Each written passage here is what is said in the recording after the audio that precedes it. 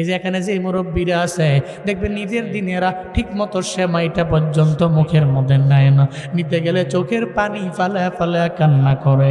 নাতিয়ে যায় বলে, দাদা গো কেন চোখের পানি ফালা কান্না করো বলো না।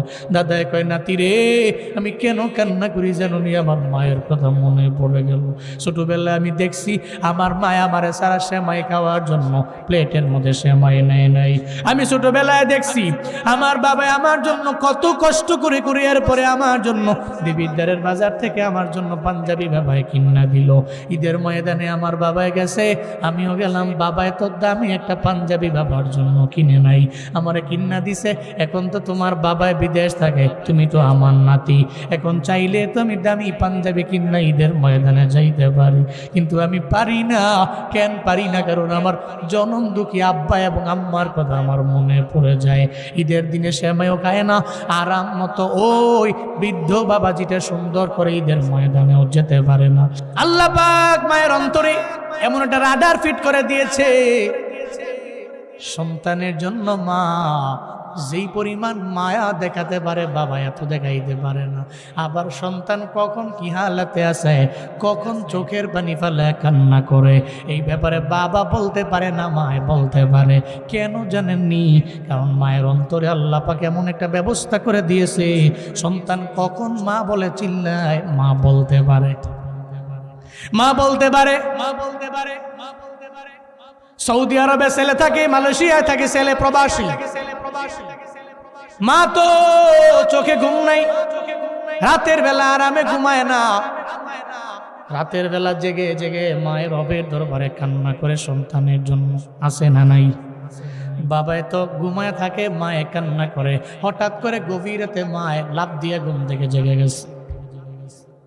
স্বামী বলে, বিবিরে কেন তুমি কান্না করো? গভীর রাত সারাদিন লাগে পরিশ্রম করো, কেন তুমি চোখের পানি ফেলে কান্না করো? আমায় বলো না। কেন কান্না করি জানেননি? সন্তানের ব্যথায় আমি কান্না করি। একটু আগে স্বপ্নে দেখলাম আমার সন্তান মনে হয় প্রবাসের মধ্যে বড় একটা বিপদের মধ্যে পড়ে গেছে। কয় সারাদিন লাগে কল্পনা জল্পনা করে জন্য স্বপ্নে দেখো। মা কয়, স্বামী এটা তো মায়ের মন, এটা বাবার মন না। আল্লাহ পাক আমাদের অন্তরে এমন এক রাডার ফিট করে দিয়েছেন, আমি মা বলতে পারি, আপনার ধারণাও নাই। কেন যেন আমার মনে হয় আমার সন্তান ভালো নাই, এই জন্যই তো রাতের বেলা স্বপ্ন যোগে আমার সন্তান মনে হয় আমার সামনে চলে আসছে। স্বামী বেচারা কয়ে ঘুমায়া যাও, এটা বইলা উনিও ঘুমায়া গেল। বিবি তো ঘুমায় না, এর মানে মাটা ঘুমায় না। ফজরের নামাজের সময় যখন হয়ে গেল, হঠাৎ করে দেখে বাবার মোবাইলের মধ্যে সন্তানের টেলিফোন বেজে উঠছে। এবার সন্তানটা ফোনটা হাতের মধ্যে নিয়ে কয়, বাবা গত রাতের বেলা এমন একটা বিপদের মধ্যে পড়েছিলাম, এখন আপনি আমার খবর শুনতেন আমি লাশ হয়ে যাইতাম। আবার মায়েরে বলেন আপনাদের দোয়ার কারণে আল্লাহ আমারে বাঁচায়া দিয়েছে। দৌড়ে মায়ের দরবারে গেল। বিবিরে কেমনে জানলি? কই কেমনে জানছি, কেমনে জানছি তোমার জানা নাই। আল্লাহ পাক তো আমাদের অন্তরের মধ্যে এমন এক রাডার ফিট করে দিয়েছে। ও স্বামী তোমারে দেয় নাই, আমি মায়েরে আল্লাহ পাক দিয়ে দিলেন, এই কারণে আমি মা বলতে পারি। এই জন্যই তো প্রবাসীরা মায়ের প্রতি বড্ড দুর্বল রে বাবা। আমার মায়ের যত বয়ান আছে সব তো এই সৌদি আরব, মালয়েশিয়া, যত আরব কান্ট্রি, যত জায়গাগুলো আছে বাংলাদেশি প্রবাসীরা থাকে, এরা শুই না রাতের বেলা ঘুমায়, ফোন দিয়া দিয়া চোখের পানি ফালা কান্না করে। এরা বড় দুর্বল কেন? কারণ মায়ের প্রতি সন্তানেরা এমনিতেই বড় দুর্বল। আবার যখন হাজার হাজার মাইল দূরে মায়ের রাইখা যায়, এটা সন্তান জীবনেও কোনোদিন মাইনা নিতে পারে না। আমি আমার মায়ের ছাড়া এত দূরে জীবনে আমি থাকতে পারি না রে বাবা। এই জন্য নবী বললেন মায়ের কথা 3 বার। এটা বড় ভারী যে আমার মা নাই, এটা বলতেও পারে না, বড় কষ্ট পায়। ঈদের দিনে পর্যন্ত আরাম মতো খাইতে পারে না।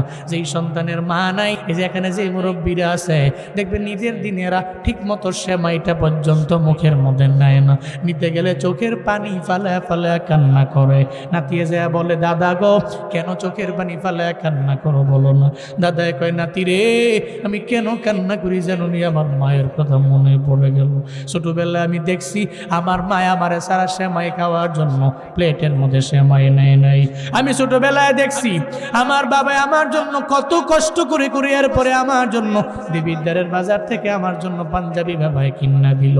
ঈদের ময়দানে আমার বাবায় গেছে, আমিও গেলাম, বাবায় তো দামি একটা পাঞ্জাবি বাবার জন্য কিনে নাই, আমারে কিনা দিছে।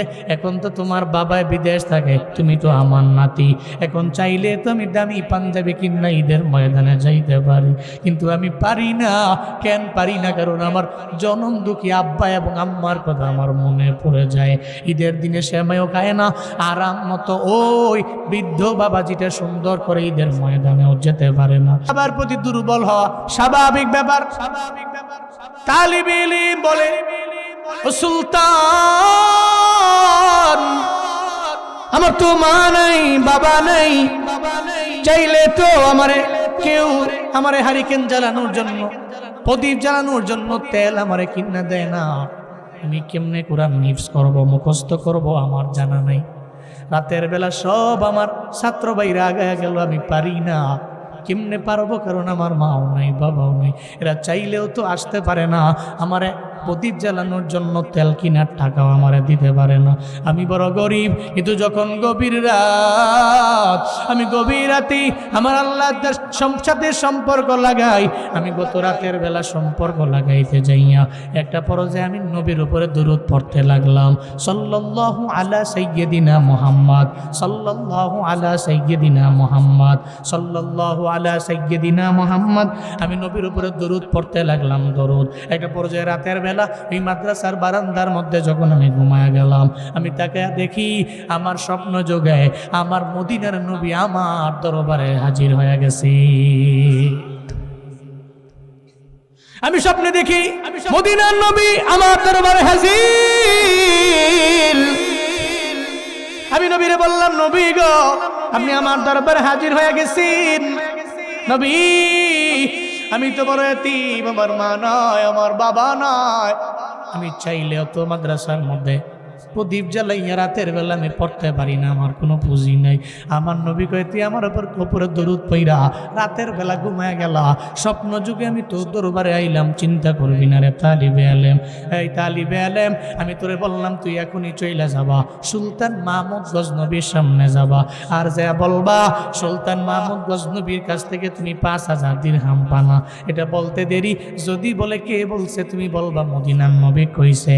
আমার কথা বললে সুলতান জীবনেও কোনোদিন তোমারে ফিরে দিবে না। সুবহানাল্লাহ পড়বেন না? আমার কথা বললে ফিরে দিবে না। এই জন্য আমার কোনো প্রমাণ দলিল দুনিয়ার কেউ না, আমার পয়গম্বর। এবার সুলতান মাহমুদ কয়, তোমার মতো তালিবে ইলমের স্বপ্ন যুগে যদি নবী আসে, তাহলে এটা প্রমাণ কি, দলিল কি? তুমি আমারে বলো না, প্রমাণ কি, দলিল কি? তোমার স্বপ্ন যুগে নবী আইছে, প্রমাণ কি? নবী বইলা গেছে মানলাম, নবী তোমার স্বপ্নে আইছে, প্রমাণ কি? আমি জানি আপনি কথা বলবেন। রাতের বেলা নবীর সাথে আমি বলেছি, আপনার কথা যখন আমি বলবো তখন তো সুলতান বলবে প্রমাণ দাও। এই জন্য আমার নবী আমারে বইলা দিয়া গেছে, তালিবে ইলম রে চিন্তা নাই, টেনশন নাই, তুমি সুলতান মাহমুদের বলবা। সুলতান মাহমুদ প্রতি রাতের বেলা ঘুমাইতে যাওয়ার আগে আমি নবীর উপরে দরুদ পড়ে 5000 বার। গত এক সপ্তাহ একবারও আমার উপরে দরুদ পড়ে নাই। কেন পড়ে নাই জিজ্ঞাসা করিও, আর যদি মিলে যায় প্রমাণ হয়ে যাবে আমি নবী তোমার স্বপ্ন যোগে হাজির হয়ে গেছি। চিল্লা পড়া যাবে কি মারহাবা? প্রমাণ হয়ে যাবে, প্রমাণ হয়ে যাবে। তালিবে ইলম কয় এবার বলেন না, নবীর উপরে দরুদ পড়েছেন 5000 বার টানা, গত এক সপ্তাহ লাগে, কেন পড়েন নাই? ব্যস্ততার কারণে পড়তে পারি না। এই কথা বুঝি নবী তোমার স্বপ্ন যুগে বইলা গেছে। হ্যাঁ। সুলতান মাহমুদ কয়, তালিবে ইলম রে 5,000 দিরহাম কেন, যত লাগবে নিয়ে যা, কারণ তোর কারণে আমি নবী পর্যন্ত পৌঁছে গেছি। তোর স্বপ্নে আমার নবী আমারে চিনে, আমারে জানে, আমার দুরুদের ব্যাপারে নবী বলতে পারে রে। আমি পারি না তোরে বারণ করতে, আমি পারি না তোরে ফিরে দিতে রে। ও তালি বেলে 5,000 দিরহাম কেন, যত দিরহাম লাগবে, যত যা লাগবে তুই এখন থেকেই আমার দরবার থেকে নিয়ে যা। কারণ তোর কারণে তো আমি বুঝতে পারলাম আমার নবী আমার চিনে, আর আমার নবী যদি আমার দুরুদের কারণে আমার চিনে তাহলে তো আমি দামি হয়ে গেলাম। আমার দরবার থেকে 5,000 দিরহাম শুধু নিবা না, তোমার মরণ পর্যন্ত তোমার যা লাগবে তুমি নিয়ে যাবা। আমার নবীর মহাব্বতে তোমার জিম্মাদারির দায়িত্ব আমি নিজেই নিয়ে নিলাম। চিল্লা পড়া যাবে কি সুবহানাল্লাহ। সুলতান মাহমুদ গজনবী যে ওনার সামনে বসে বললেন, আবুল হাসান কারকানি কয়, সুলতান তুমি কি চাও আমার দরবারে, তুমি কেন আইলা? আমি আপনার দরবারে কিচ্ছু চাই না, আমার লাগবে দোয়া আর একটু পুঁজি আমারে শিখিয়ে দিবেন। আমি সোমনাথ মন্দির বিজয় করার জন্য যাব। সোমনাথ মন্দির কেন বিজয় করবা, অভিযান কেন এই জায়গার মধ্যে তুমি পরিচালনা করবা, তুমি আমায় বলো। সঙ্গে সঙ্গে বলতে লাগলো, আবুল হাসান খেরকানি রবের অলি, সোমনাথ মন্দিরের মধ্যে যেই মূর্তি আছে ওই সব মূর্তিগুলা, যত মূর্তি আছে সোমনাথ মন্দিরের মধ্যে, সোমনাথ মন্দিরের আশেপাশের লোকেরা এরা মনে করে, চিন্তা করে নবীজি বাইতুল্লাহর কাবার ভিতরে 360টা মূর্তি ছিল, ওই মূর্তি তো আমার নবী ভেঙ্গে চুরমার করে দিয়েছে। সোমনাথ মন্দিরের লোকেরা এরা বিশ্বাস করত সোমনাথ মন্দিরের মধ্যে ওই মূর্তি আজও আছে। এর মানে আমার নবী চায় না একটা মন্দির এটা দুনিয়ার মধ্যে বেঁচে থাকুক, এটা আমার নবী চায় নাই।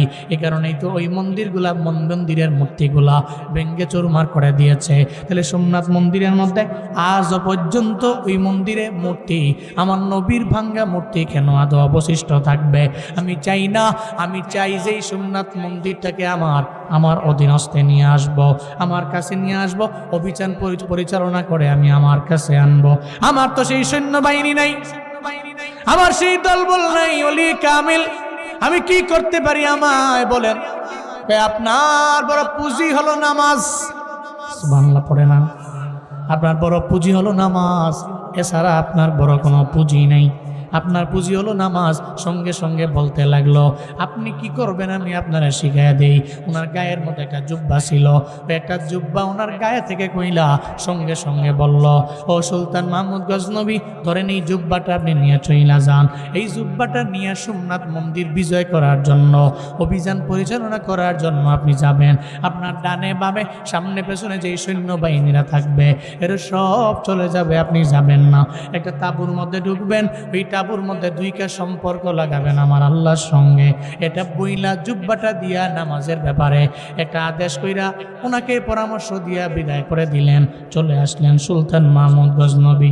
এবার অভিযান পরিচালনা করার জন্য সৈন্যবাহিনী নিয়ে সুলতান মাহমুদ যখন হাজির, সঙ্গী সব সৈন্যবাহিনীরা দল বলেরা সব সোমনাথ মন্দিরের কাছে যখন বিললেন, সোমনাথ মন্দিরের দরবারে সবাইরে পাঠাইয়া দিল। সুলতান যায় না, সুলতানকে আমি পরে আসবো। একটা তাঁবুর মধ্যে ঢুকলো, তাঁবুর মধ্যে ঢুইকা সঙ্গে সঙ্গে যায় নামাজ বিছাইয়া দিল। কারণ মুমিন জানে বিপদ থেকে বাঁচাইতে পারে আমার আল্লাহ, আমার বিপদ থেকে বাঁচাইতে পারে আমার নামাজ। আমরা তো বিপদের মধ্যে পড়লে আগে মানুষের বলি, আগে ফেসবুকে বলি, আগে টিকটকে বলি, আগে ফেসবুকের স্টোরির মধ্যে দেই, আছে না নাই? হ্যাঁ, ঝামেলা পড়ে গেছি স্টোরির মধ্যে খালি সেট বাজনা বুজনা দিয়া সমানে সমানে। একদিন আমার খুব পরিচিত একজন ফেসবুকের স্টোরির মধ্যে খালি প্রতিদিন এমন সেট, সুবহানাল্লাহ, এমন হয় যে বুড়ে গেছে গা, এমন অবস্থা আছে না। এগুলো আবার নামায় কোথেকে জানি, নামায় ওরা এই স্টোরি দিয়ে রায়, পিছনে ব্যাকগ্রাউন্ডে সাউন্ড বাজে, মানে ও দুঃখে আছে, ও ঝামেলা আছে, ও ডিপ্রেশনে আছে, হতাশায় আছে, ও বুঝায়। আমি ওর মেসেঞ্জারে নক করলাম, কিরে এমন করতেছো কে, এগুলো কি দিতেছো প্রতিদিন লাগে? ভাই কই না, ঝামেলায় পড়ে গেছি বিশাল। কি ঝামেলায় পড়ছো? প্রেম করছি এক মাইয়ার লোকে 3 বছর লাগে, যা ছিল সব তার জন্য দিয়ে দিছি, 3 বছর পরে এখন তো ভালো একটা পরিবার পেয়া চলে গেছে গা, ওই মাইয়াও গেছে গা, মায়ের আব্বা আম্মাও রাজি না, মাইয়াও রাজি না, সব গেছে গালে আমার। এই যে টাকা পয়সা দিলাম 3 বছর লাগে, কারে দিলাম, কারে খাওয়াইলাম, এই চিন্তায় গত 3-4 দিন কোনো খানা নাই, খালি ফেসবুকে স্টোরি মারতাছে খালি। তো হ্যাঁ ওই সেকা টাকা খায়া কারণ আরে বন্ধুরে আর হাটে একজনে জিগা কি রে এমন করস কে, কইও না গেছি গা আমি শেষ। এমন আছে না নাই? তো এটা তো হারাম রিলেশনের বিপদ। কিন্তু রিয়েল লাইফে বিপদ নাই এমন কোন মানুষ আছে? মুসিবত নাই, বিপদ নাই, ঝামেলা পোহাতে হয় না এমন কোন ব্যক্তি কি আছে? নাই। সবার ঝামেলা আছে, বিপদ আছে, মুসিবত আছে, ঝামেলা পোহাতেই হবে। জমিনটা এমনই, পৃথিবীটা এমনই, দুনিয়াটা এমনই। আপনি বিপদে পড়বেন, ঝামেলায় পড়বেন, সফল হওয়ার লক্ষ্যে আপনার অনেক বাধা, ঘাত, প্রতিঘাত অতিক্রম করে, পাস করে আপনার যাওয়া লাগবে। কাটাহিরি খেলতো কেন কমলতলিতে, দুঃখ বিনা সুখ লাভ হয় কি মোহিতে। এই পৃথিবীতে আপনি সুখী হবেন, দুঃখ ছাড়া ইম্পসিবল। আর যারা দুঃখ ছাড়া ধৈরাই দেখতেছে পরিবারের মধ্যে আসার পরই সচ্ছলতা, সফলতা, এই পোলাপানগুলো মানুষের মতো মানুষ হতে পারে না। তখন দেখে যে সম্পত্তি তো বাপদাদার আসলে কয়েকদিন পরে পরে হাতে বাইক ফলদায়, চুলের কাটিং দেয়, আর আইফোনের নতুন আপডেট মডেলটা আইলি খেলে কিনে দিলাম। তা কিরে কয়ে হেতে এমনি চলে কেমনে? হ্যাঁ কি পাস? TTCM পাস, টু কোম্পানির ম্যানেজার। হ্যাঁ বুঝেন নাই? হ্যাঁ টু কোম্পানির ম্যানেজার।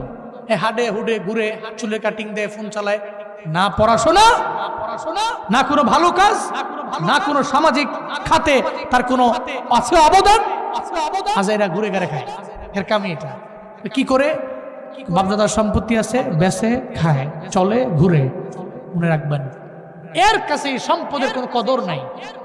কিন্তু দুঃখ, দুর্দশা, ঘাম ঝরিয়ে যে ব্যক্তি সুখ অর্জন করেছে, প্রকৃতপক্ষের সুখী তো ওই ব্যক্তি। পৃথিবীটা এমনই, এখানে বিপদ, মুসিবত, ঝড় ঝাপটা সব আসবে। এটা পার হয়ে আপনাকে সুখের সাগরে যাওয়া লাগবে।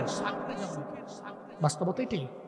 তো বিপদে পড়লে, মুসিবতে পড়লে আপনি ঘাবড়াবেন না, তাওয়াক্কুল করবেন কার উপরে? আরো জোরে বলেন না, কার উপরে? ফাইদা আযামতা ফাতাওয়াক্কাল আলাল্লাহ ইন্নাল্লাহা ইউহিব্বুল মুতাওয়াক্কিলিন। চিল্লা জোরে করে পড়েন আল্লাহু আকবার। আল্লাহ পাক বলেন, সিদ্ধান্ত নিতেছো তাওয়াক্কুল করবা কার উপরে? আল্লাহর উপরে করো, কারণ মুতাওয়াক্কিলিন বান্দারে আমার আল্লাহ ভালোবাসে। শুধু তাই না রে বাবা, আল্লাহ পাক রব্বুল আলামিন জানায়া দেয়, ইস্তাঈনু বিস-সাবরি ওয়াস-সালাহ ইন্নাল্লাহা মা'আস সাবিরিন। আল্লাহ কয় তুমি যে রবের দরবারে সাহায্য কামনা করো, কেমনে করবা? 1 নম্বরে ধৈর্য, 2 নম্বরে নামাজ। এই দুইটা দিয়ে রবের দরবারে সাহায্য কামনা করো। এজন্য বিপদে পড়লে আগে ফেসবুক নাকি আগে নামাজ? মুসিবতের মধ্যে পড়লি আগে নামাজ। 2 রাকাত নামাজ পড়ি রবের দরবারে বলবেন, হে মালিক আমি মুসিবতে পড়েছি, বিপদে পড়েছি, আল্লাহ গো আমার কেউ নাই, আমার ডানে বামে সামনে পেছনে আমার কেউ নাই, তুমি ছাড়া আমার কেউ নাই, তুমি ছাড়া আমার কেউ নাই। এটা রবের দরবারে বইলা জানায়া দাও। আল্লাহ সবাইরে জানানোর আগে আমি তোমারে জানাইলাম, তোমার কোরআনরে আমি ফলো করলাম। কোরআন বলে সাহায্য কামনা করো নামাজের মাধ্যমে আর সবরের মাধ্যমে। আমি নামাজও বললাম, নিজের সবির বানাইলাম। ও আল্লাহ তুমি আমার সাহায্য করে দাও।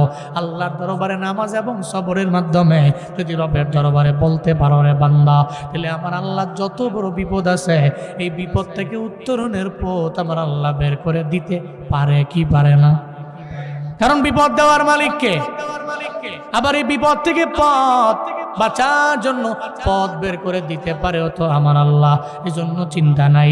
সোমনাথ মন্দির অভিযান পরিচালনা করতে যাইয়া সুলতান মাহমুদ মুসল্লায় দাঁড়ায় গেল। এবার গায়ের মধ্যে আবুল হাসান খেরকানির জুব্বাটাও আছে, নামাজের মুসল্লায় দাঁড়ায় গেল। আল্লাহর দরবারে বলতে লাগলো সিজদার মধ্যে যে আল্লাহ গো, আমার কোনো পুঁজি নেই, সৈন্যবাহিনীও আমার দুর্বল, তবে আমার জানা আছে যেখানে কারো কেউ নাই ওখানে কে আছে? কে আছে? তুমি আল্লাহ তো হাজির। ওহুয়া মাআকুম আইনামা কুনতুম ওয়াল্লাহু বিমা তা'মালুনা বসীর।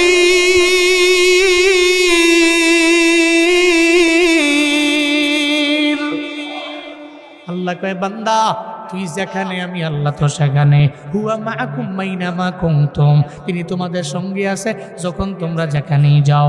আল্লাহ সঙ্গে আছে। আল্লাহু বিমা তা'মালুনা বাসীর, তোমরা যা করো আর না করো আমার আল্লাহ সব চক্ষু দিয়ে আমার আল্লাহ দেখতে পায়। কুদরতি চক্ষু আছে, ওই কুদরতি চোখ দিয়ে আমার আল্লাহ জানতে পারে, আমার আল্লাহ বুঝতে পারে, আমার আল্লাহ দেখতে পারে। এই দেবিদ্বারের মানুষেরা, এর মানে বিপদে পড়া সুলতান মাহমুদ গজনবী নামাজের মুসল্লায় দাঁড়ায় গেল। সিজদাকে আল্লাহকে বলতে লাগলো, ও আল্লাহ আমার কেউ নাই তুমি ছাড়া আমার আল্লাহ, আমার বিপদের মধ্যে তুমি ছাড়া আমার কেউ নাই। আল্লাহর দরবারে বলতে লাগলেন। সুলতান মাহমুদ গজনবী রবের দরবারে বলে, এদিকে তাঁবুর মধ্যে একটু পরেই অভিযান পরিচালনা করে সব দলবলেরা তাঁবুর মধ্যে এসা কয়, সুলতান রে চিন্তা নাই, টেনশন নাই, আপনার মনের আশা আল্লাহ পাক পূরণ করে দিয়েছে। সোমনাথ মন্দিরটা আমাদের হাতে বিজয় হয়ে গেছে। সুলতান মাহমুদ কয় আমার সৈন্যবাহিনী বড় দুর্বল, আমি চাইলেও তো পারতাম না। কেন পারছি জানো? আমার কোনো পুঁজি ছিল না, আমার সৈন্যবাহিনী ছিল দুর্বল, আমার তরবারির সংখ্যা কম, আমার ঘোড়ার সংখ্যা কম, আমার তীর মারনেওয়ালাদের সংখ্যা কম, সব আমার কম হতে পারে, তবে আমার নামাজের পাওয়ার আছে। আল্লাহ পাক নামাজের মাধ্যমে সোমনাথ মন্দির আমার হাতে দিয়া দিছে। আমি বিজয় কইরা আবার গজনির মধ্যে আমি ফিরতে পেরেছি। তাহলে নামাজ এক নম্বরে কি? আপনারা বিপদ থেকে বাঁচাবে, মুসিবত থেকে বাঁচাবে, মুনকার কাছ থেকে বাঁচাবে, ফাহশা কাছ থেকে বাঁচাবে, আপনার গুনাহ থেকে সে দূরে সরায় আনবে। ধরতে পারবো নামাজ ইনশাআল্লাহ? ধরতে পারবো তো ইনশাআল্লাহ? ও মিয়া, আপনাদের এলাকায় হিন্দু আছে না? আছে না? নাই আছে তো হিন্দু। তো হিন্দু আপনি পাঞ্জাবি পড়েন, হিন্দু কি পাঞ্জাবি পড়ে না? পড়ে। অনেক সময় দেখবেন হিন্দু মাথায় টুপি লাগাইছে। হ্যাঁ, চিন্তা হলো টুপি লাগালে কি হয়েছে? লাগাইছি। বহুত হিন্দু আছে। আপনি বলবেন যে তুই কত কালেমা? কয় কালেমা? লা ইলাহা ইল্লাল্লাহ কই লাইছে, লা ইলাহা ইল্লাল্লাহ। এর মানে কি মুসলমান? বলে দিছে, এমনি মজা কইরা বলে।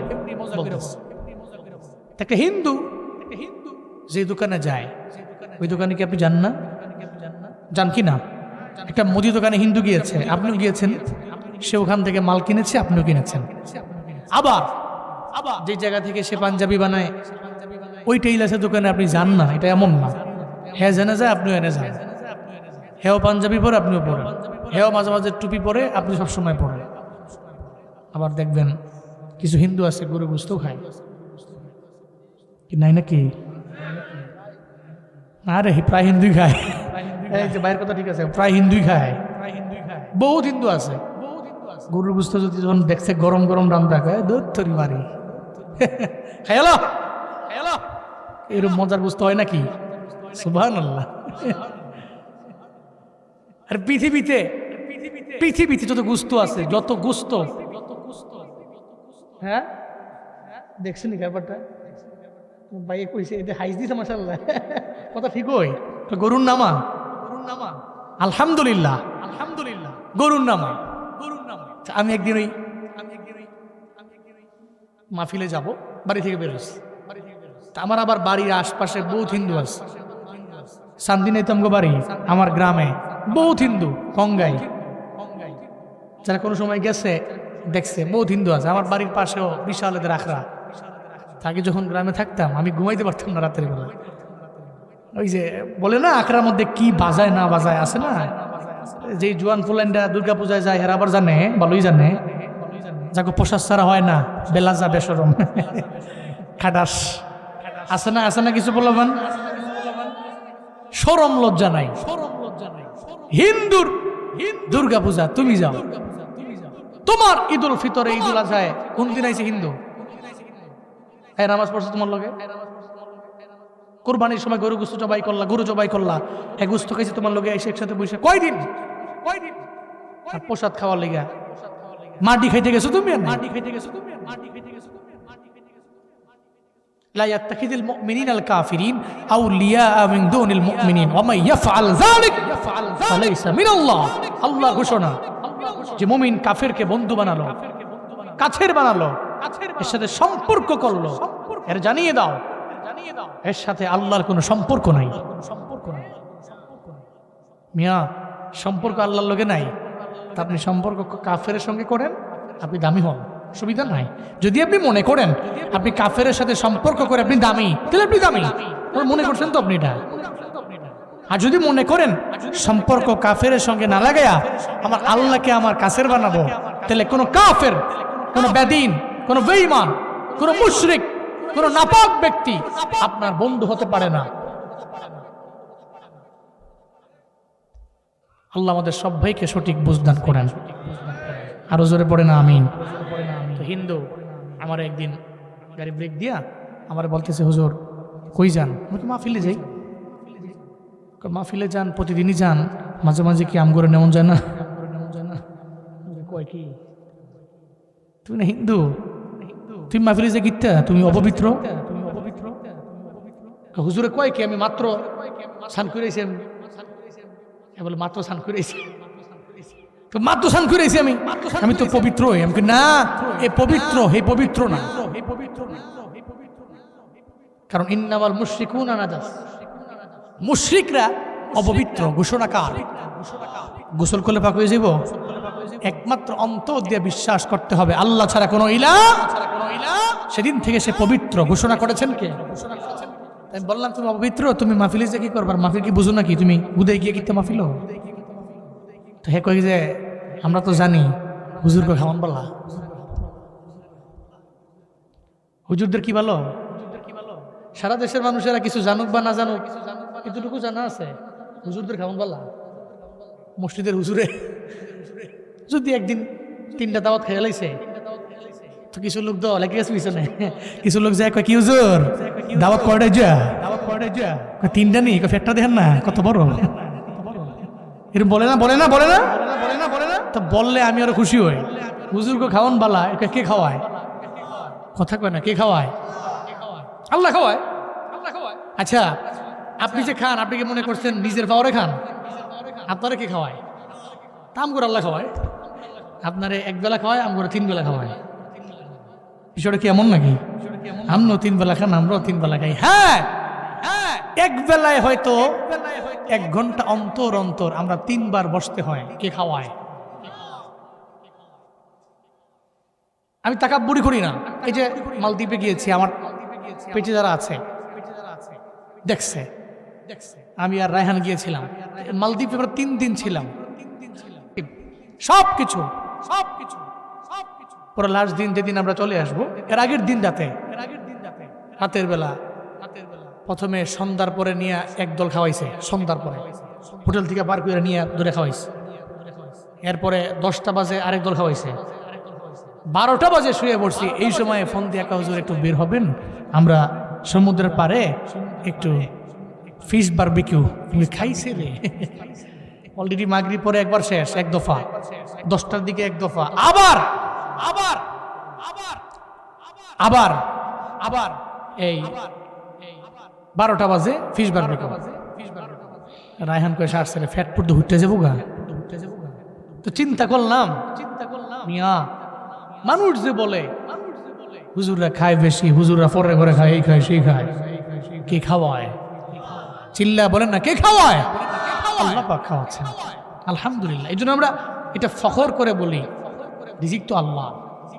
আমি আমার ঘরে খাই, অন্যের ঘরে খাই, ওখানে খাই ওখানে খাই জেনেই খাই, আল্লাহ তো খাওয়াচ্ছেন, আল্লাহই তো পালছেন, আমাদের খালিক, আমাদের মালিক, আমাদের রাজ্জাককে।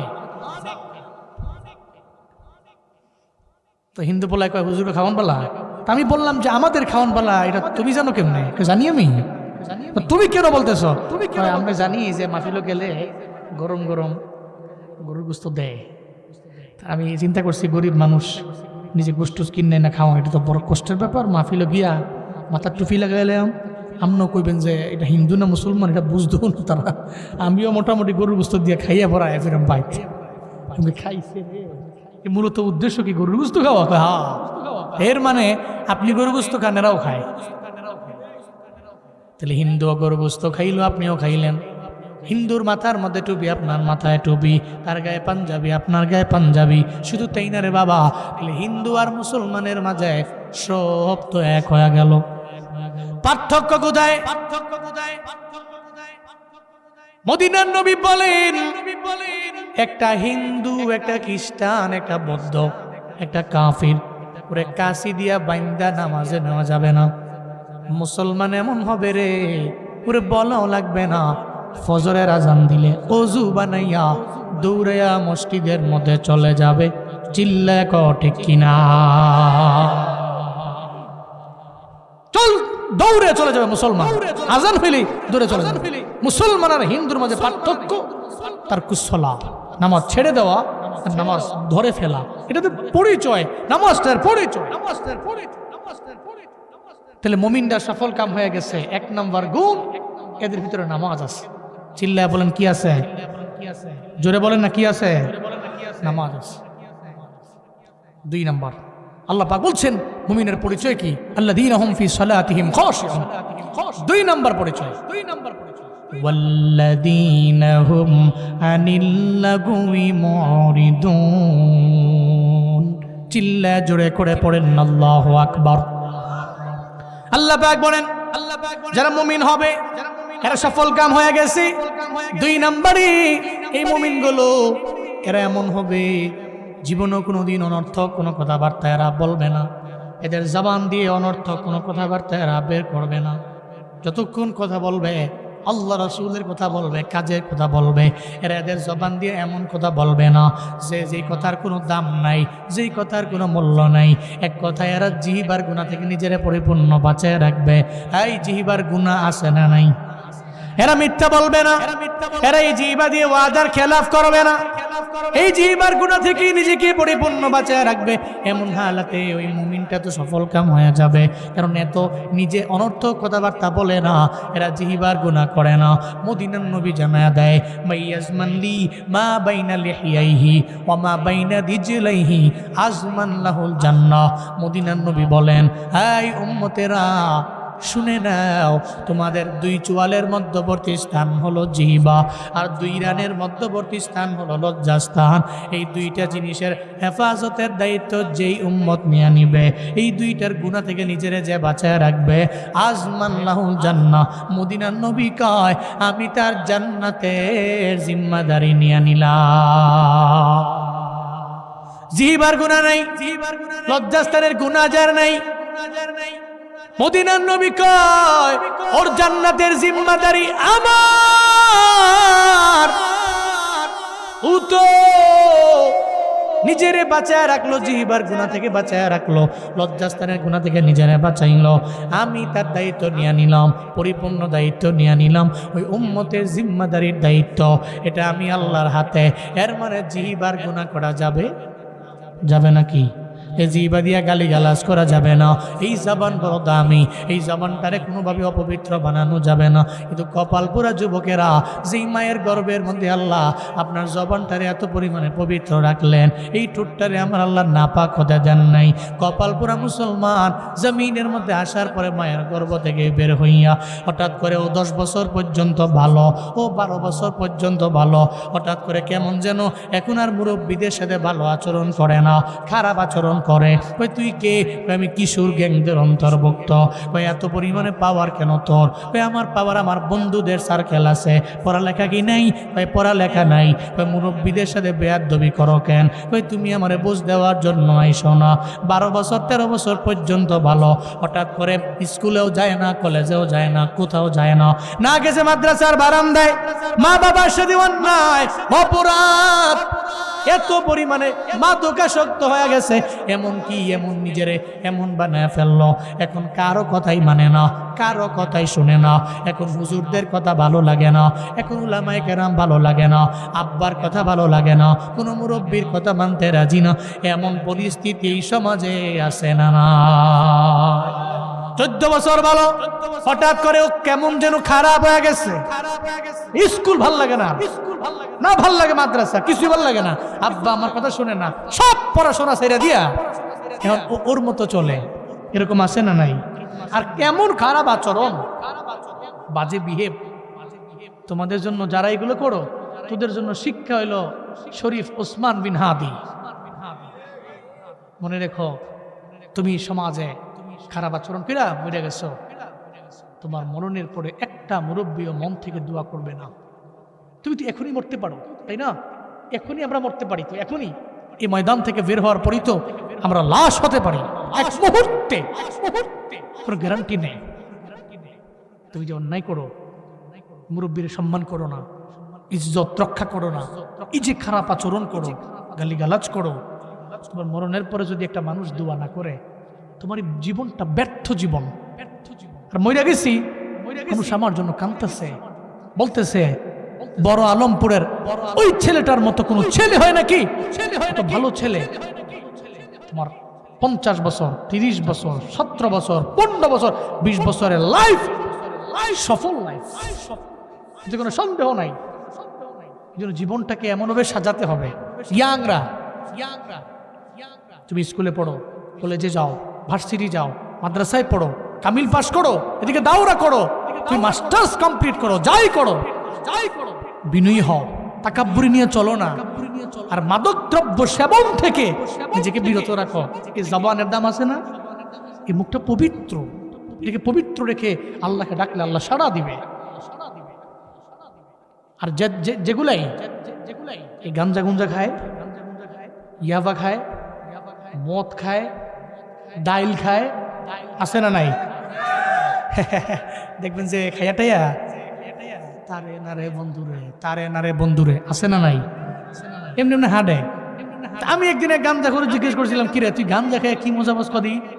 হ্যাঁ আমারে কয়, হুজুর তো বুঝি না, আপনি যে গাড়িটা বইছেন না, আমি গাঞ্জা খেলে মনে হয় গাড়িটা আমার গাড়ি। আসলে তোর তো এর গাড়ি না, কারণ এটা মনে হয় যে গাড়িটা আমার। এই যে চারদিকে যানবাহন যা বিল্ডিং দেখতেছেন না, খালি মনে হয় যে সব আমারই। মানুষ টানুষ যা আছে খালি আমারই মনে হয় সব আমার বাহিনী, আমার দল, সব ধরে এলাম হয়ে এলাম। এর লেগে গাঞ্জা মুঞ্জা খাই আর কি। কিন্তু এটা হালাল না হারাম? বলো না, হালাল না হারাম? এই নেশা দ্রব্য সেবন করা হারাম, স্পষ্ট হারাম। কে বলেছেন? আমি এই জন্য মাঝে মাঝে কিস্সা কই, এক দুই মদখুরের কাহিনী। দুই বন্ধু মদ খাইছে, খাইয়া মদ্যপান কইরা মাথা মুথা টালটুল হইয়া পরে এরা হাঁটতাছে গুলিস্তান দিয়া। তো গুলিস্তানে হাঁটতাছে, এক বন্ধু আরেক বন্ধুরে কয়, দুইজনে কিন্তু মদখুর, কয় বন্ধু গুলিস্তানের এই 10 তলা বিল্ডিং রাস্তার পাশে ছিল, রাস্তার মাঝে কেমনে আইলো? যার কাছে কয় হ্যাঁ আরেক মদখুর, তো একজনে কয়, আরেক বন্ধু হইনা কয় হ্যাঁ তো 10 তলা বিল্ডিং রাস্তার পাশে ছিল, রাস্তার মাঝে কেমন আইলো? তো কি করা যায়? সমাধান হইলো, চল দুইজনে ধাক্কাইয়া সোজা করে দিই। 10 তলা বিল্ডিং রাস্তার মাঝ থেকে বলে রাস্তার পাশে ধাক্কাইয়া সোজা করে দিব। দুইজনে মিলে ধাক্কাইতেছে, দুইজনই মদখোর, ধাক্কাইতেছে সমানে। মোটামুটি 10 মিনিট ধাক্কাইছে, বুঝেন নাই? 10 তলা বিল্ডিং ধাক্কানি ঘাম গেলে নাকি শরীরে যেটা সিহুন ঘাম দিয়া লাইছে, ভিতরে গেঞ্জিটা ভিজে সুবা সুবি হয়ে গেছে। বন্ধু কাপড় চোপড়ে খুললালো, খুললা ফর ধাক্কাও। রাস্তার কাছে গিয়া কাপড় টাপড়ি খুললা রাস্তার মধ্যে রাখছে। 10 তলা বিল্ডিং সমান ঢাকাই দিচ্ছে। এই গুলিস্তানের চোরে আবার কাপড় চোপড় যা রাখছে দেখে লাইছে। গুলিস্তানের চোর তো ছেঁচড়া চোর, বুঝেন নাই? ফার্স্টে ফাইলে দৌড়িয়ে দৌড়ব, যা পাইছে এর কথা হলো যা পাইছি পাইছি ওই নিয়েই বেচলাম একটু পরে 100 150 প্লেয়ার বেচলাম খালি যা পাইছি তাইলাম। গুলিস্তানের চোর দেখছে যে এরা 10 তলা বিল্ডিং ঠেলতেছে, আবার দি কাপড় চোপড় খুললা এরা ঠেলতেছে, এরা এদের কাজে মগ্ন, আর চুরির কাজে মগ্ন। কাপড় চোপড় টাপড় লইয়া সব গেছে চুরি করে লইয়া, এরাও ঠেলতাছে টানা মোটামুটি আধা ঘন্টা 40 মিনিট ঠেলছে 10 তলা বিল্ডিং ঠেলা।